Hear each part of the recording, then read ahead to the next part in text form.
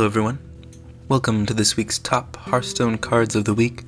My name is Neil Soggybottom, and this week is brought to you by Beaver Butt Tea. Feed the beaver. So we're scouring the globe, we're scouring Reddit for this week's top Hearthstone cards. It's the only live custom Hearthstone card show on the web.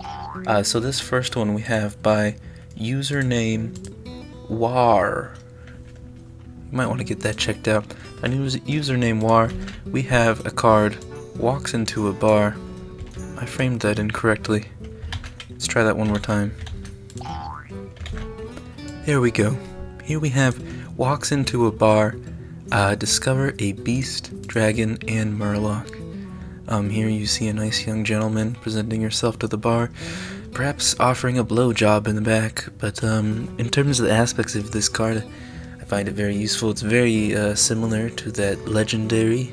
I'd like to, of course, preface this by saying I don't know many of the card names, and also I don't prep before doing these, so these are all live interpretations. Walks to the bar, discovery mechanic is actually much better than draw mechanic, and the fact that you can get to choose all three is very interesting.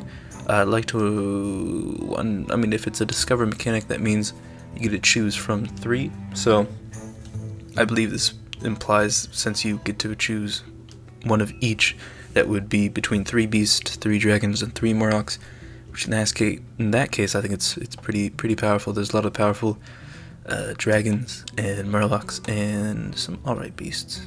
Yeah, there's some pretty good ones. For 5 mana, I think it's a little I think it needs to be a little bit more expensive. Discovering cards is nice. I apologize, my cat Patricia is messing around on my desk. Usually she's more cordial. Anyways, I don't know, I think for 5 mana it's been interesting because Discover on Goro has proven that filling your whole deck with Discover is no good. But I don't know, adding 3 cards to your deck for 5 mana, maybe it would work.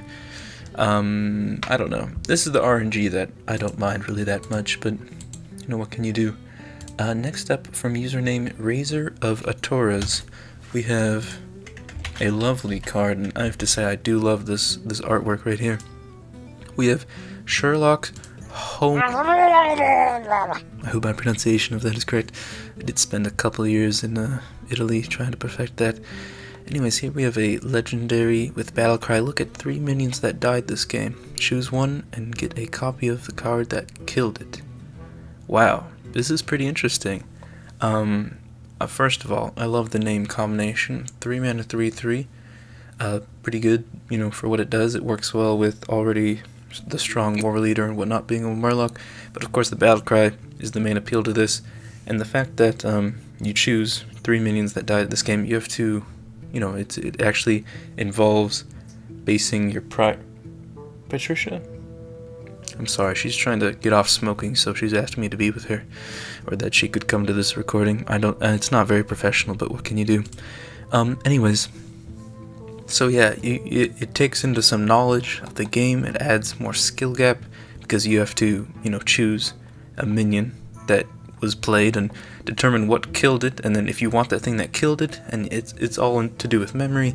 You know, maybe pros would start writing, or you know, would start writing down what killed what minion. It would become ridiculous. The turns would be so long, but I think this is a very cool card. I don't know. I think it would definitely be in a Murloc deck. I don't know exactly how powerful it is because there is still the random effect. But let's say, you know, they have one minion that's been killing a bunch of your minions. Let's say an Ultrasaur, except a card that was actually good. Then that minion, you could get that minion based on, you know, just how many it's killed. It takes into factor a lot of different things, and overall, I find it quite a unique card, and I quite enjoy it. So now we're going to move on to a card from Flurgun. Good kid. He's a natural. We have Elemental of Surprise. Patricia? Oh my gosh, she's licking her asshole. That's the next thing she's got to break. Anyways, Elemental of Surprise, 3 mana 2/2, an Elemental with Poison Battlecry. If you played an Elemental last turn, gain charge. This is way too powerful, I have to say. And charge and poison should never go together. I know that Team 5 has not, wanted to move away from charge and from stealth and things like that, and I can see why this card is way too overpowered. It's turned out that you can, consistently play elementals because there are a lot of cheap elementals, and there are a lot of good elementals. So this is way too powerful, I would say. Maybe get rid of poison, but then it's not really a good card. It would have to be something more than if you just played an elemental gain charge with a poison card. Too much. Too powerful. Next we have Razor of Taurus again.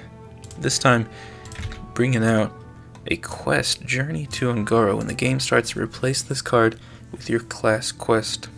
I'm not really sure. All right, yes, this is a this is tagged under a humorous post. Wow, Razor of Artemis, you've got me. Of course, this would be great if we could all get this card. I think, let's move on. Classic Artemis. We'll get this one. What is it? Here we have, I want to play a game. And this is from OJ. I heard he didn't do it. Anyways, I want to play a game. It is a 5 mana epic. Where's that? Legendary? Rare? No, that's not legendary. It's epic, right? Fuck yeah, epic. I want to play a game. A epic 5 mana spell. Looks like it's for the hunter.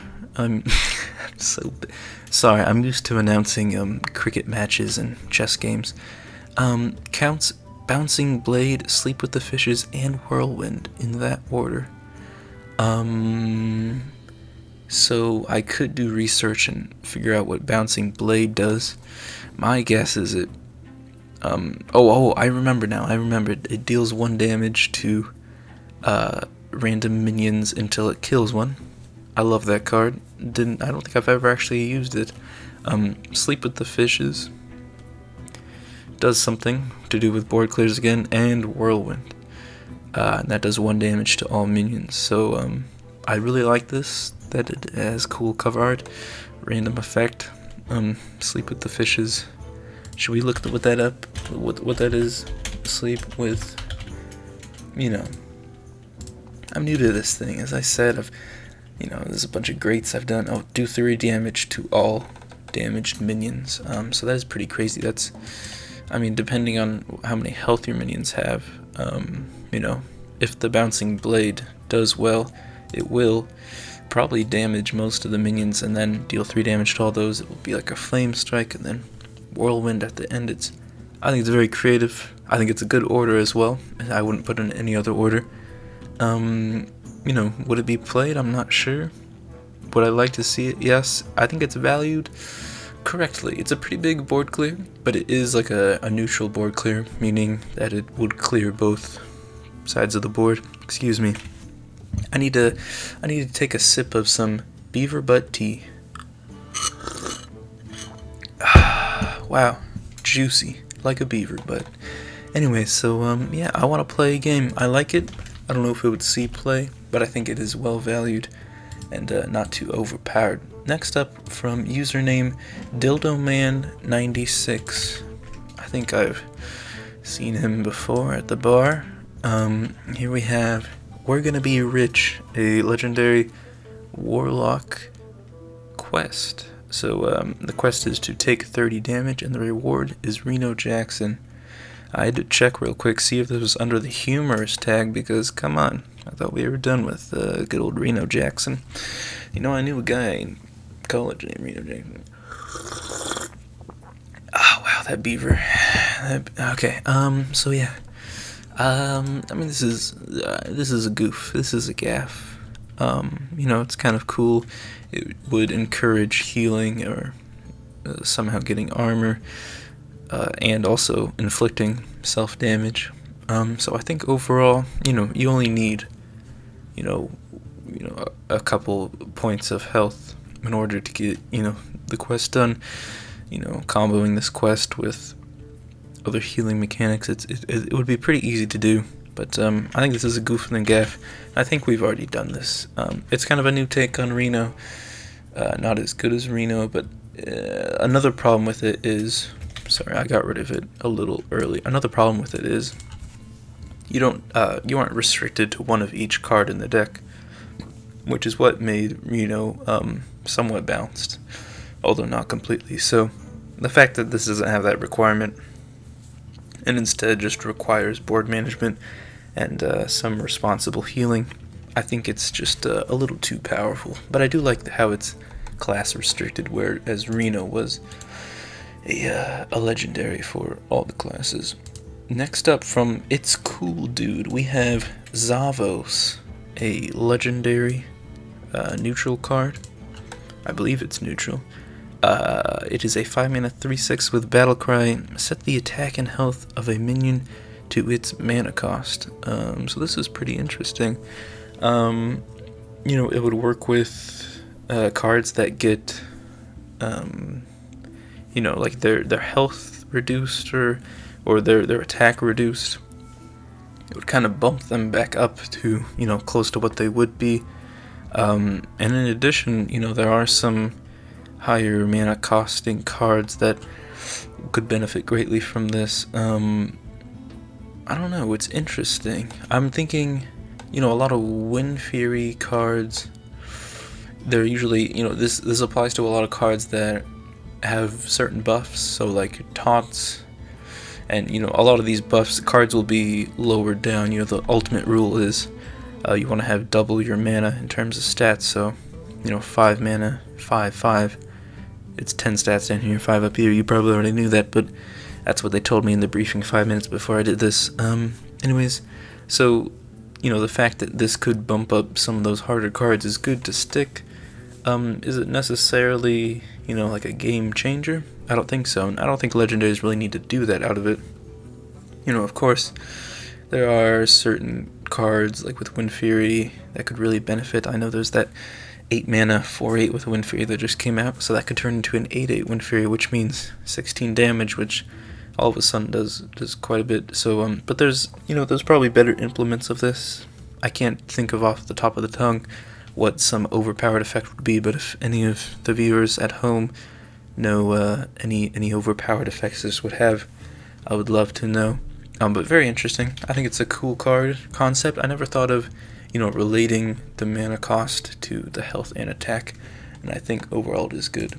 Next up from Grenoth, we have Injecting Portal. At the end of your turn, it's a 1-mana 0/1, and at the end of your turn, destroy a random enemy minion and gain its health. Wow, this is an interesting idea. 7-mana 0/1 with a very powerful effect. This is really tough because, an average board, let's say an average board is 3 minions. Let's say they range from 1 good one, 1 medium one, 1 bad one. That can change as there's probably going to be a bad one a lot of the time. And I have to say this is a very creative idea, and I like that as it's working, it gets better. The only problem I don't like about it, and I think it's costed perfectly, but the only problem is I don't think this is the right type of RNG. Destroying a minion should be intentional, I think. And I know this is like a really big gamble, and it's like really, you can't really do anything else here this turn after putting this down. But I think it would take a lot of fun out of the game, because it's just like, well, why did he take my 7/7 instead of my 1/1? And now you have a 0/8 that he can't really take out, and it's not the right type of random. So while it is a really good idea, I don't think it's really the right type of direction you want to be going. Next up, we have from username OJ. Once again, we gotta start getting these people on here. talk about their system, their format. Here we have War Control, 8 mana spell for the hunter, and for each enemy minion, summon a Huffer. The enemy hero power becomes immune this turn. So I believe that is referring to you can. Oh, I see. So it's. Sorry, was this under humors? Come on. That's a nice little pun mean right there. You got Neil right there. Wow. So board control. It's a play on word of board control. Hey Patricia, you here? She's off the wagon. Anyways, so yeah, that's a really cool idea. It's like a flame strike specifically made for the minions on board. So I guess it's 1 mana more. I guess it's like a flame strike, but not as good because it's 1 mana more, and because if they have like a taunt, you can't select it. At the same time, though, this doesn't necessarily have to be a board clear. This could be taken advantage of and somehow protected. So let's say you put this out and you're able to get taunts up and you're able to buff all of your beasts so they can survive. 8 mana doesn't allow a lot of room after that, but I don't know, it's an interesting concept. I don't think it would be powerful enough to work, but I'm sure there'd be like a crazy meme combo with it. I think that would be interesting to see. Alright, next up we have our last card. We have Curious Apprentice, and that is from username OJ again. God damn it, you bastard son. He's fucking trying to take my job or something. We got a nice little image of here because it's a little more complex than your normal cards. Apparently he's trying to fucking get a job at Blizzard or something. He's overworking. I moved up the cropping, so you're gonna see that it's not actually an insult. I'm sorry. Beaver butt. Anyways, Curious Apprentice. 3 mana, 3/3. Discover a minor ritual. And these are all 1 mana spells. This one's a common for some reason. So suck that, OJ. You. Sorry. We have Minor Enlightenment. Cannot be played. If you discard this card, draw a card. I like that idea. It's a good mechanic. Works well with discard because you actually want to discard it. It's like a 1/3 card that draws you a card when you discard, except your opponent can't actually get rid of it. And with discard decks, you have plenty of room in your hand, so it's not even a big deal. Next, we have Minor Rejuvenation. You know what? Let me move these up here. No need to see Curious Apprentice anymore. Minor Rejuvenation cannot be played. If you discard this card, restore 6 health to your hero, and then Minor Summoning. If you discard this card, summon 2 1/1 imps. So this could be, the way discard decks work. The only problem I see with this, and while I do, discard decks do need it right now. They need some way of actually working and having cards that they can benefit to discard. But the idea of discarded decks, the problem, I can't really speak to these cards, but the problem with discard decks is you either run out of power or you just get lucky and then all of your cards are overpowered. So it's a tough line, and while they definitely could use help and they could use these, the problems I see with this is your opponent can't do anything about it, right? Like, they can't play around these, and at the same time you can only play into these so much because the way that the decks work it's by random. You have to randomly discard these. So while it is a good idea, my flaws with my own thoughts on the flaws of discard decks, combined with the fact that your opponent can't really do anything about these, I find a bit troublesome. Although, they're not powerful, like they're not super powerful like a lot of discard cards, maybe, like silverware dude. If you put him down, you get a free 3, or if you discard him, you get a free 3/3 card. So that's a very powerful effect. Well, these aren't as powerful, and I still think they're pretty good. So thank you, OJ. You're dead to me. That is all for this week's top Hearthstone cards of the week. I've been your host, Neil Soggybottom. Pray for Patricia, that she gets through this difficult couple of days, trying to kick the barrel, kick the wagon, jump ship. Sorry, she's no longer licking her ass. So anyways, again, thank you to Beaverbutt T for your support, and I hope you enjoyed this week's episode. If you have any suggestions on the format, perhaps not the live format, maybe you want a edited version, thank you for watching, and until next time.